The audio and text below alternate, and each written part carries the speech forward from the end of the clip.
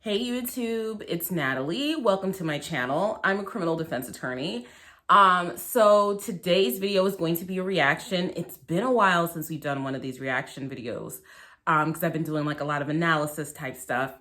So I wanted to do a quick reaction video for you guys. I am working on a documentary style video and it's taking up a lot of my time that I dedicate to YouTube with interviews and research and pulling court records and all types of stuff. But I hope that it's something that you guys will enjoy. So look out for that. So this is going to be a reaction to top 10 courtroom outbursts and sentencing reactions. Justice is served. I'll be the judge of that. We'll see if justice was actually served or not. But let's see. All right. So here we go. When Luis Reyes learned that he'd be in jail for the next 30 years, you knew just by his body language that bailiffs would have to hold him.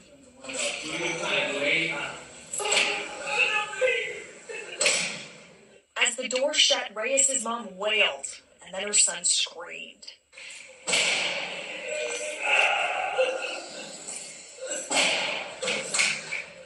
Judge Michael Andrews didn't have any sympathy for the minor that at age 14 allegedly robbed, beat, and a woman who's now 91 years old. Reyes, along with Carlos Fernandez, who is celebrating his 17th birthday today in shackles, both pleaded no contest and got the same sentence. We think they deserve long prison time. If not for the United States case of Graham, we would ask the court to sentence him to life in prison. So Graham holds that you cannot sentence a juvenile to life in prison without the possibility of parole. They have to at least receive the possibility of parole if they were a juvenile at the time of the commission of the crime. Prosecutors wanted life in prison, but a Supreme Court ruling means minors can't receive the sentence. Jonathan Rodriguez, who was also involved, made a plea deal and got 20 years. So that is, I don't really see that as a courtroom outburst per se. He just received 30 years in prison for committing a horrific crime. And we can talk some other time about my feelings on juveniles receiving long prison sentences. I think that it's always a case-by-case basis. I don't believe that juveniles have the capacity to understand what they're doing, but there has to be a balancing against the fact that sometimes crimes are just so horrific that whether or not this person, had a complete understanding of what they're doing, there needs to be a message that's sent or retribution on behalf of the person that was victimized. A 90-year-old person being assaulted and robbed is a horrible offense. But I do believe that every juvenile should have the chance to become better, be rehabilitated, and have an opportunity to rejoin society. Now, there are some cases like, what if you have a juvenile serial killer or something like that? That definitely is going to make me question my values and morals. That's why I think that it's important to be malleable and look at each case individually for the merits of the case, the background of the defendant, the seriousness of the crime. Everything has to be looked at in its own individual way.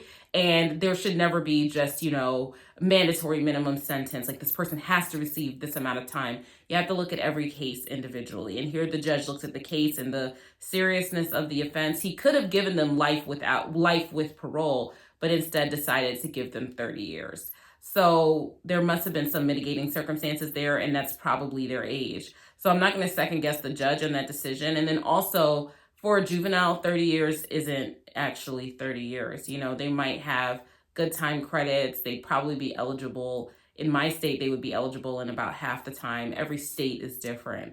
But yeah, that's very interesting. But I don't see that as a courtroom outburst for people to cry after getting 30 years or someone's mother to cry after getting 30 years.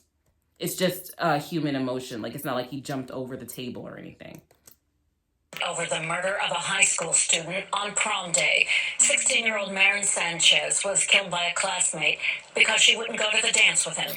Now the victim's family says the murderer's sentence is not enough. CBS 2's Scott Rappaport.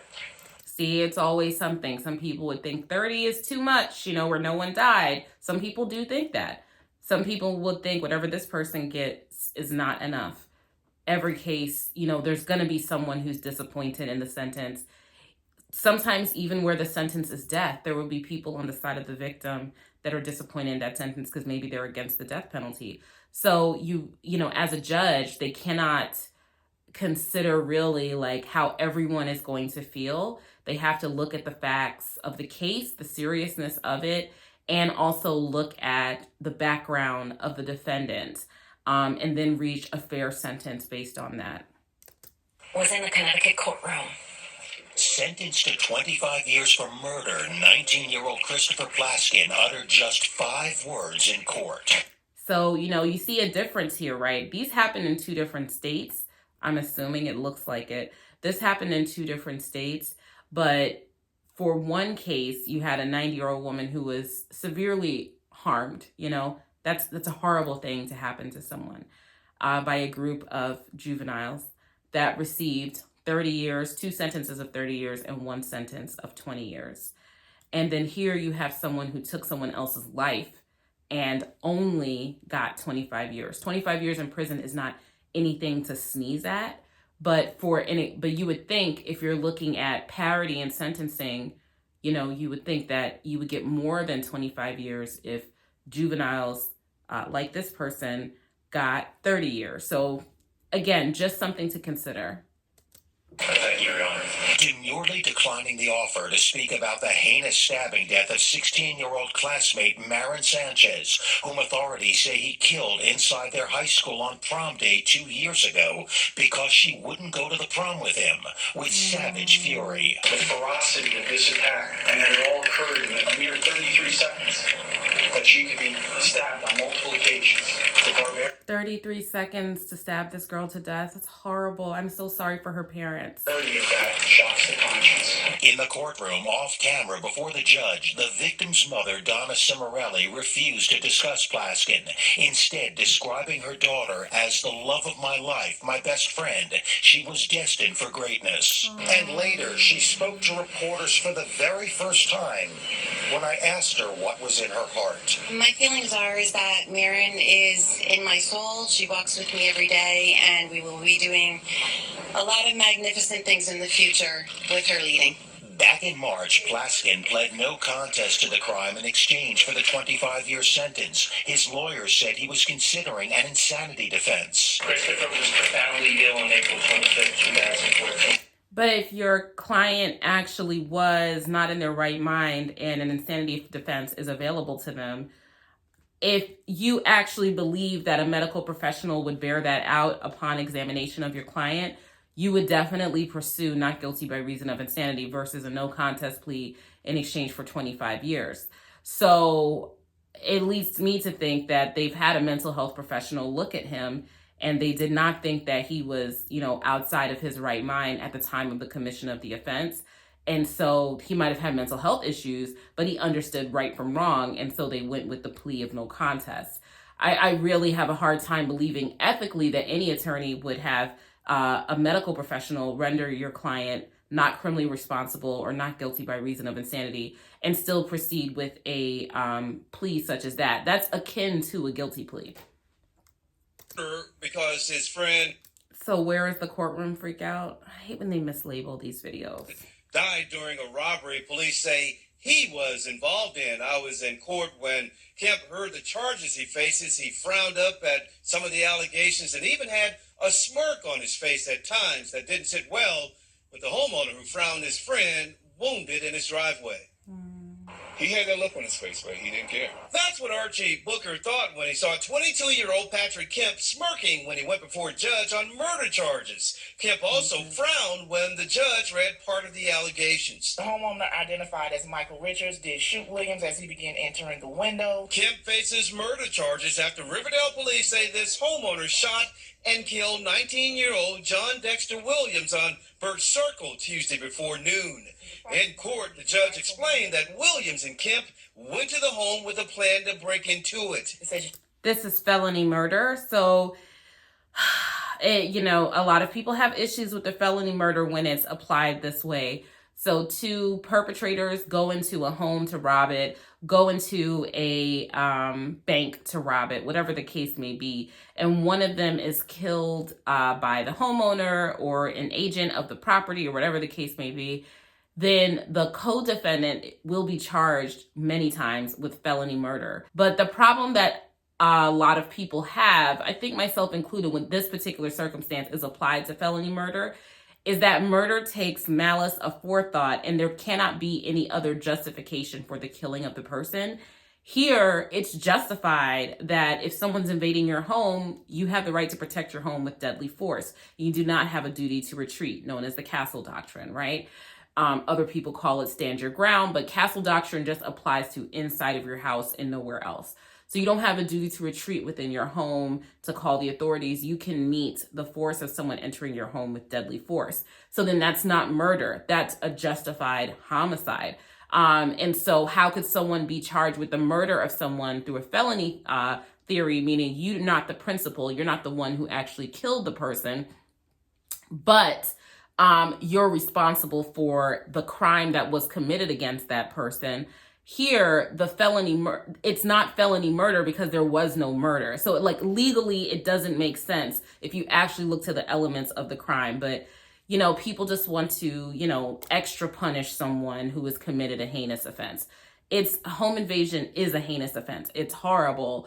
I think it's gilding the lily to add on the felony murder charge where the person was justifiably killed. Like, that's just the consequences of their actions. Like, you come into someone's home, one of the things that can happen is that you could be taken out. So I really, truly don't get it. But that's how it is in some states. That's felony murder.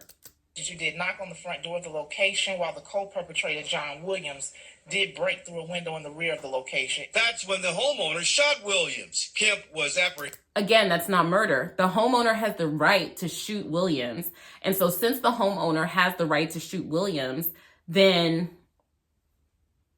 how could the co-defendant or the co-conspirator be guilty of felony murder? Now, it does not make sense. It does not make sense. Here's where felony murder makes sense in these circumstances. This gentleman here on the screen and his co-defendant, the one that died, say that we reverse time and they're entering into the home. When they enter into the home, the one that died doesn't die. He actually kills the homeowner, right? Surprises the homeowner. The homeowner takes out a gun. The co-defendant takes out a gun and kills the homeowner. Then this gentleman you see on the screen right here is also guilty of felony murder because a reasonable and foreseeable outcome of invading someone's home is that the homeowner could be killed. And there's no justification for killing the homeowner for being within their own home and trying to defend their home. That's just outright murder in whatever degree that it is. It's the unjustified killing of another person, okay?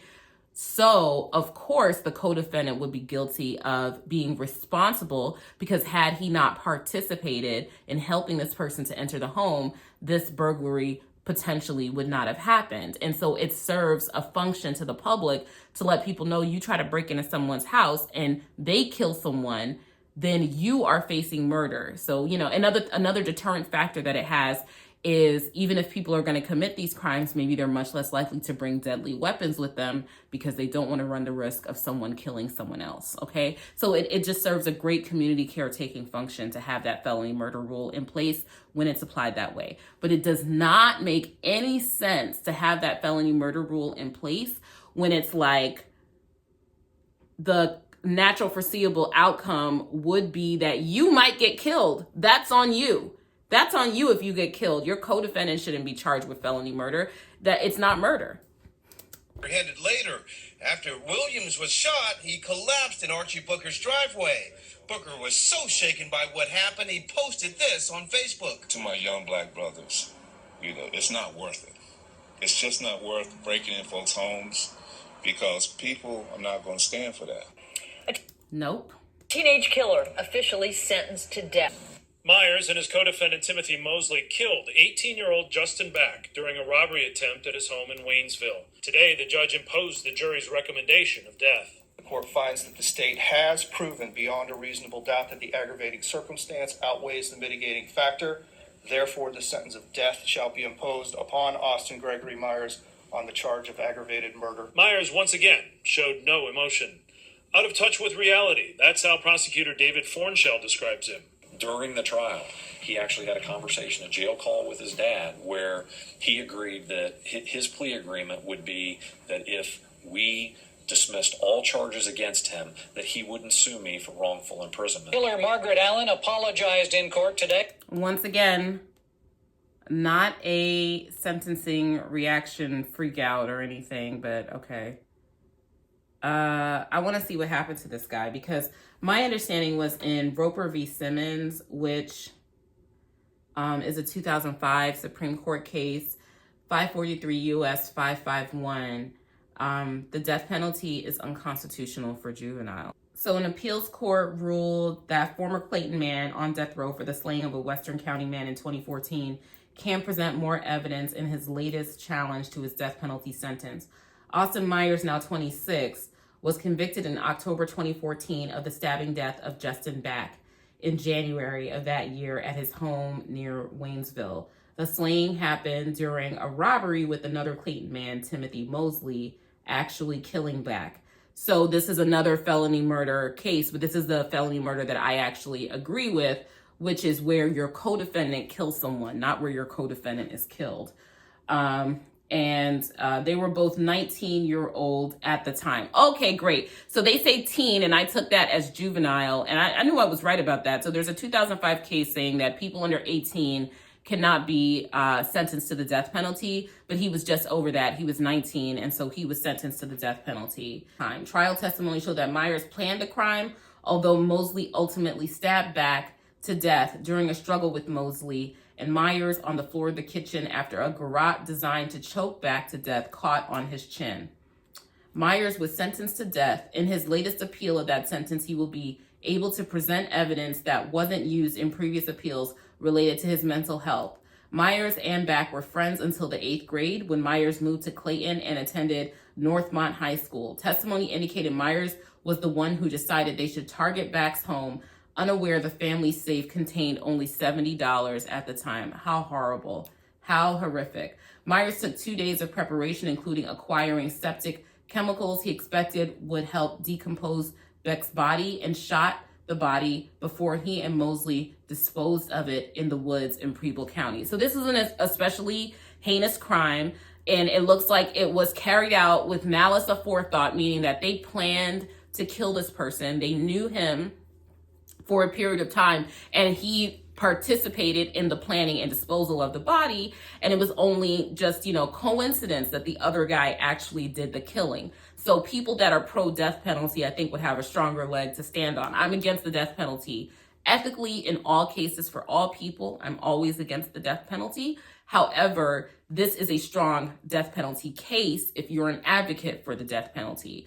And even though he's only 19 years old, he showed at least enough presence of mind to participate in such a heinous planning of the taking of the life of another person.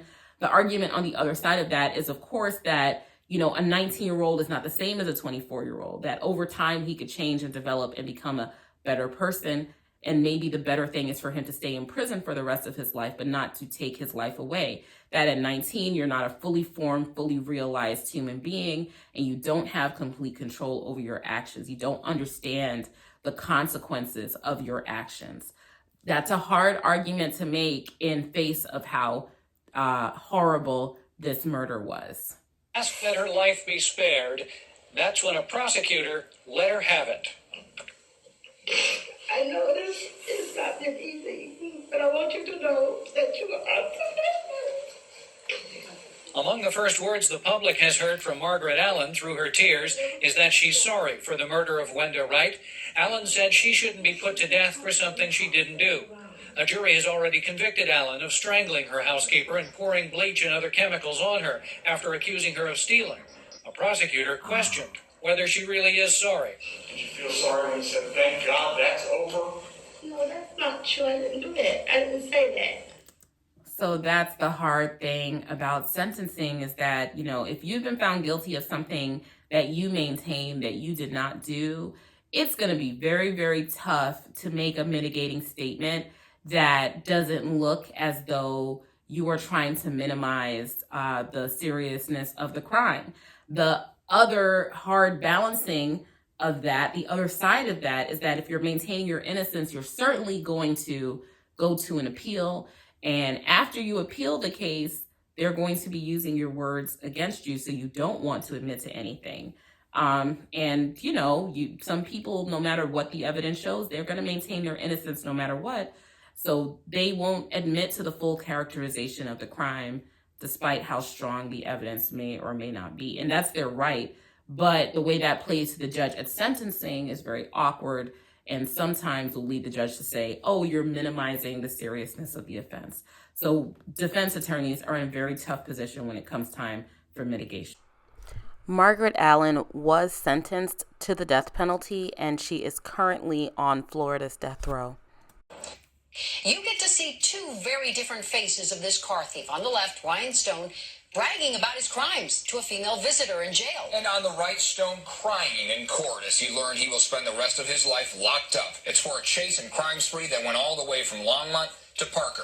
Today, we learn much more about this dramatic case. And Denver 7 reporter Mark... I remember this. Stewart joins us now with more on the story. Mark, he didn't seem very remorseful before today. Indeed, and in fact, you could argue the man behind the wheel here was money hungry. Just released recordings reveal he wanted to profit from all of the clicks of the chase received on our own Denver 7 YouTube channel.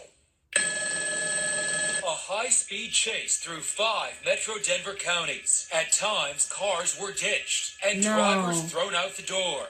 I remember this jerk. Oh my goodness. He was I shouldn't call him a jerk. I shouldn't have done that. That's my mistake. He is horrible though. Like the things that he did on this high-speed chase, he's caused some serious damage. Oh my goodness. At one point, a 4-month-old boy was strapped in a back seat.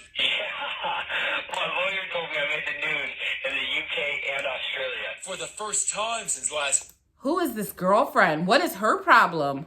year's chase, we are seeing a jailhouse conversation. Driver Ryan Stone hoped to profit from his internet fame after the video was posted online. You get paid by YouTube. So, Channel 7 News, I believe, is going to be the one that gets paid for that.